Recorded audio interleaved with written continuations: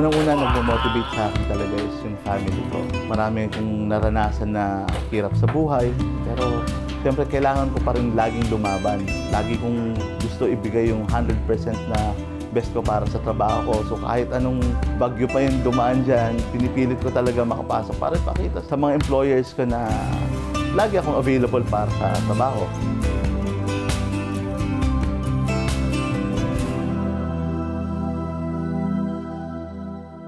I am Biñas and I am working in a BPO company. Nung ipinanganak ako, talagang hindi na ako nakakalakad.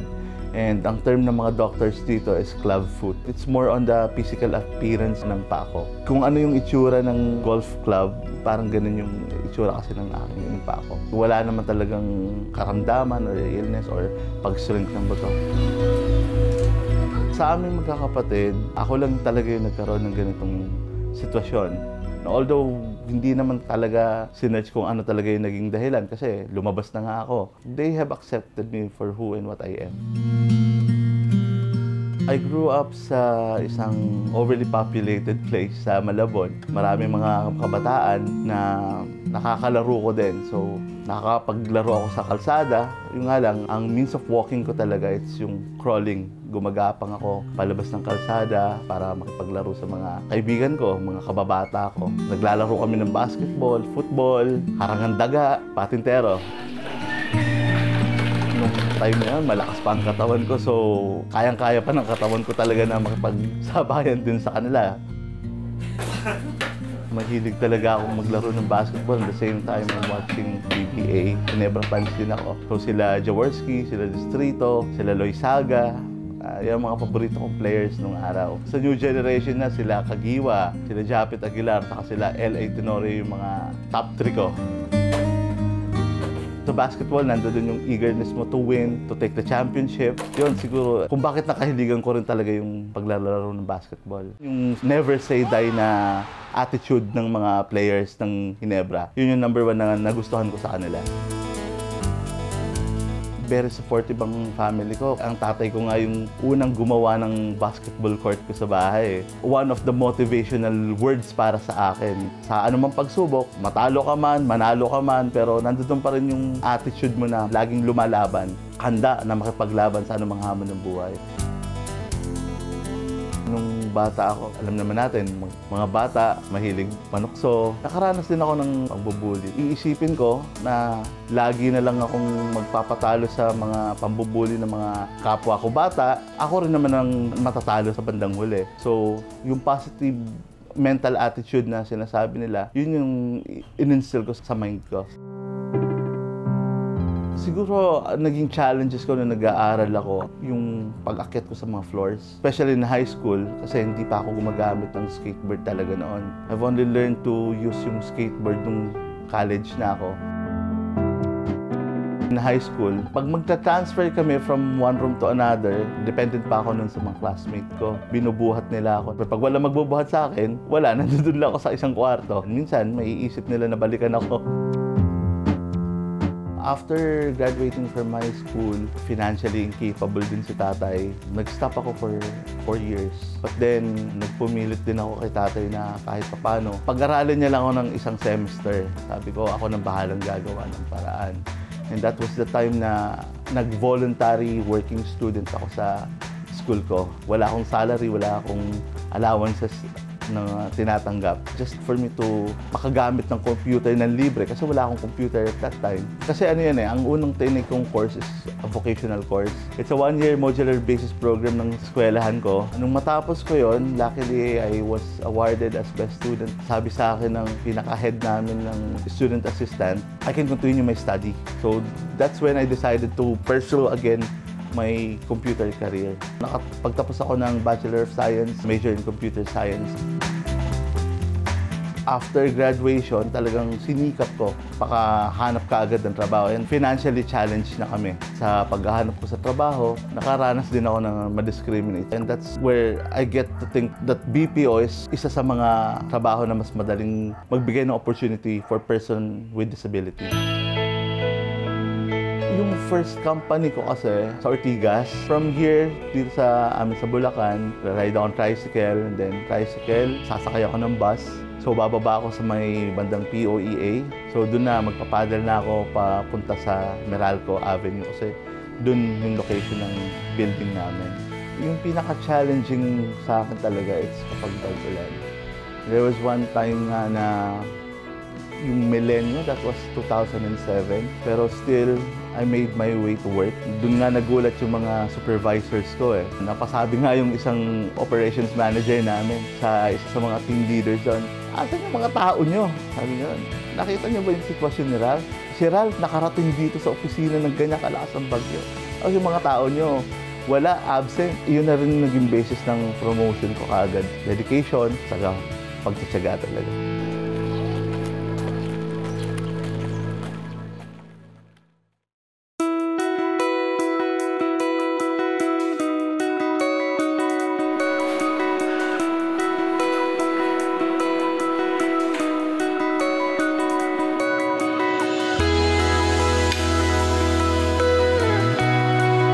In this particular industry, wala naman siyang discrimination. So even if you're senior citizen na nga and PWDs, they would accept you as long as you're able to communicate with the callers. Right now, I'm working as a quality analyst. I'm ensuring that all agents are aligned to the process.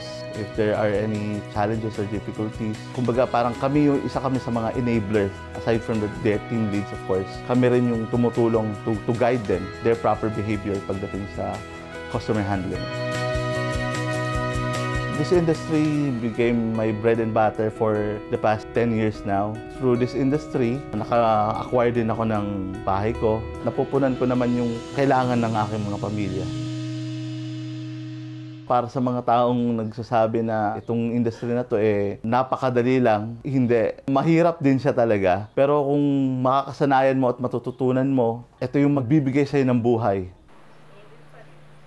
Very proud ako kasi ito yung bumuhay sa pamilya ko. Lalo na nung nawalan na ng trabaho yung father ko, nagpe-pension na lang siya. Dahil din dito, nasusuportahan ko yung pangangailangan ng asawa at anak ko.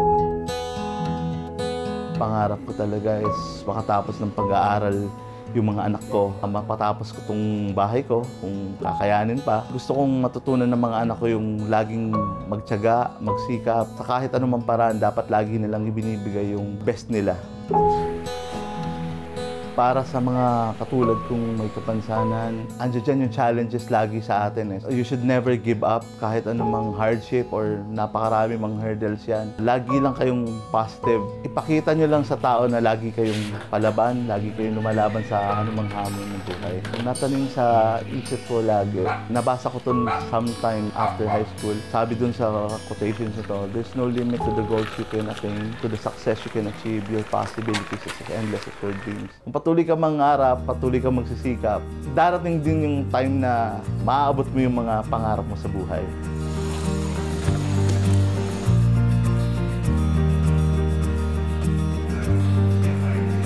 Working in the call center, yung iba-ibang faces, lives na na-encounter mo, pag pinagsama-sama mo yan, it really gives you a clearer perspective na, uy, hindi lang ikaw yung naghihirap. Kung siya nga, mas below you pa and look at what he or she is doing. Hindi ka pwede magreklamo, so push on lang.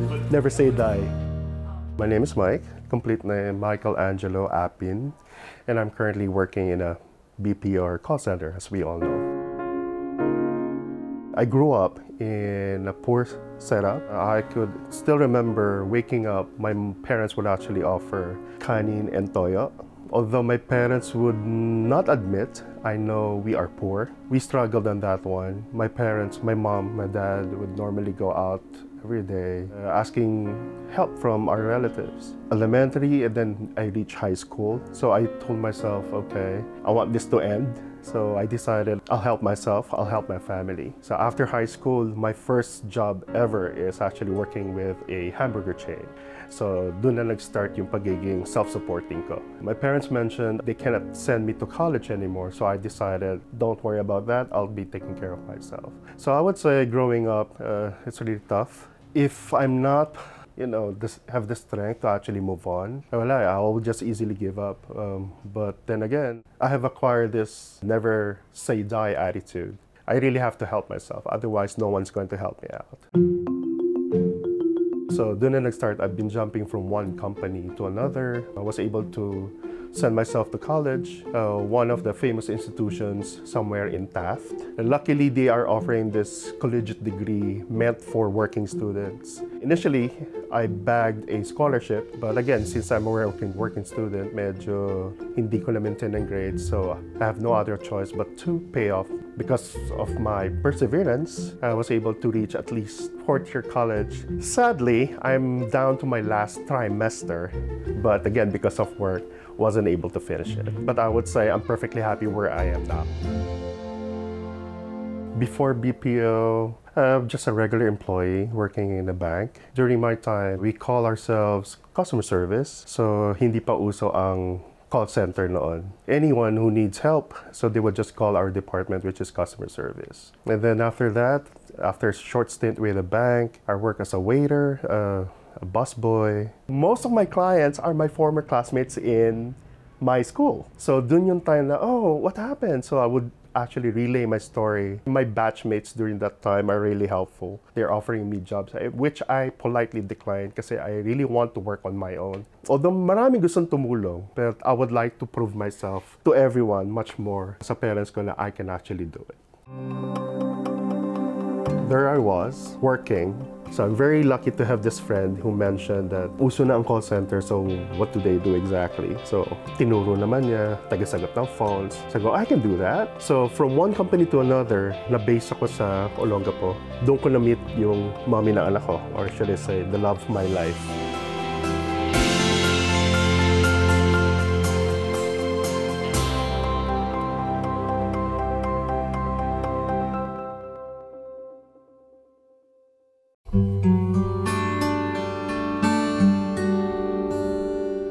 Here in the Philippines, mas common yung kwento na ang babae iniwan ng asawa. Every time we would hear such stories, kawawa ka naman, napaka-irresponsable, ba't niya nagawa yun? And then here I am, exactly the opposite. Ako yung iniwan ng babae.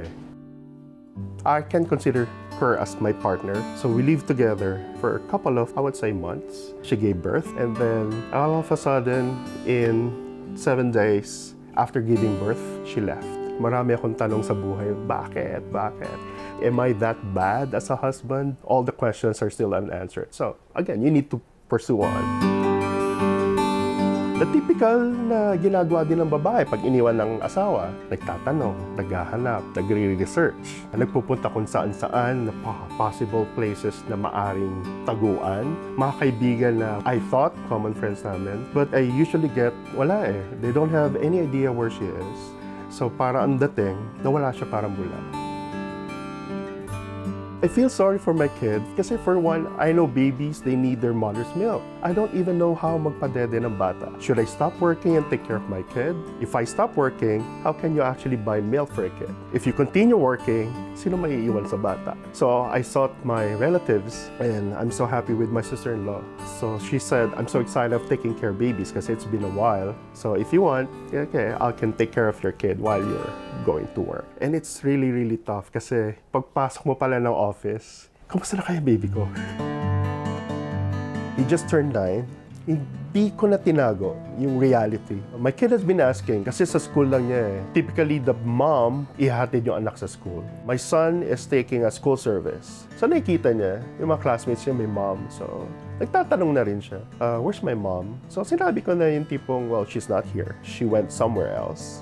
I know deep down, she loves you very much. And then I keep on saying, that's why I'm here. So whatever love you're missing from mommy, I'm here to give it 3 times more. Actually, he commented, I don't need mommy because my dad is here. Nakakataba ng puso pa. I did my part. Actually, up to this day, I'm still searching and waiting, but we don't have any answer. So why stop now? So just continue living. Right now, I'm just concentrating sa work. Currently, I'm a trainer in a call center somewhere in Quezon Ave. So what I normally do, we get a new hire. If they pass the screening through HR, that's a time where I would step in. Tuturuan ko sila ng procedure. Okay, so this is our company. Customers or players or clients, they would call in for a lot of reasons. So, enumerate ko lang yan. And then, I would teach them how to navigate. So, we have our own system. Basically, passing would be, or the graduation rights is, I'll be normally asking questions, pretending to be a customer. And then, if you can answer me in such a way that I can understand it, then dun papasa. So, yan ang trabaho ng trainer. Typical, parang teacher, you check the attendance. These trainees, they would say, ang hirap pala pumasok sa call center, especially for the new ones. Again, pupush mo sila. Kailangan matulungan ko sila up to the point maipasa nila. Kasi I'll be a stepping stone para medyo umangat na onti yung buhay nila. The greatest challenge, I would say, would be work schedule. Working in a call center now, you cannot request for a specific rest day. You cannot file for a leave as urgent as the next day. So I have to work around with it. Having a kid, at the same time, being a single parent, ang hirap. One extreme case is, may sakit ang anak mo. Up to the point na kailangan isugod na sa ospital at hindi ka makaalis sa opisina. So, nagtuturo ka, you're teaching these trainees how to become successful call center agents. Pero deep down, medyo inisip mo, kamusta na kaya anak mo? Sobrang hirap. Laging sinasabi ng mga managers na kailangan i-separate talaga, which I'm trying to teach my trainees. Pero admittedly, coming sa mismong may katawan, mahirap siyang gawin. So hindi mo maiiwasan talaga na may mga agents na hindi papasok. Kasi wala lalo na pag single parent. Ikaw lang inaasahan I'm so blessed. I have a reliable nanny. I have my sister-in-law who can I easily call on an instant na I need bantay lang sa anak. But what if wala ako ng mga malamang I've resigned and just solely been taking care of my kid. Well, I would say, sinuwerte pa rin ako. Tuloy lang ang laban. That's life You have to brace it. Kasi otherwise, ikaw rin ang talo. Aside from schedules, special events sa buhay mo, isang tabi mo muna. Minumove ko either 1 week ahead or 1 week late. Itinataon ko na lang sa rest days. My kid is so bright that he understands what my work is. Ano na rin siya mag-isip parang matanda na. Pero mga days talaga na parang gusto mo lang sumuko. Diyan naghalo-halo yung boss na hindi mabait. Kahit hindi mo kasalanan, ikaw ang sinisisi. Mga trainees sa pasaway, na kahit anong bait mo, talagang they're really pushing you against the wall. So parang gusto mo na, resign na lang kaya ako, ayoko na. Again, you cannot sacrifice It's either you choose work or family. And in my case, kailangan talaga yung work. Otherwise, wala kaming food on the table. Butong hininga lang and then face the music, as if nothing happened. Hirap bitawan ngayon ng pagiging call center agent. Marami siyang nabibigay na plus or positive sa buhay. I get my monthly paycheck. Because of the expenses at home, medyo school, tuition, food on the table, electricity, water, cable, and what have not. I know it's hard to admit, medyo kulang. So I have to find ways, get more money in return. So that's why I decided to open up a business. Mahirap mag-start ng business ng putyo-putyo lang yung puhunan So kailangan medyo panggulat ang puhunan, which is nakuha ko naman sa call center. So it's still in the works, it's still in the pipeline, but the unit is already there. I have a few items on sale. Everything that you'll see is a product of me working in a call center. Laking tulong talaga ng nagtatrabaho ako sa call center. It can actually support me. I can now pay my son's tuition in full. Kung ano yung wala ako nung time na lumalaki ako. I want my kid to have something more. Ayokong daanin niya or ranasin niya yung pinaghirapan ko when I was small.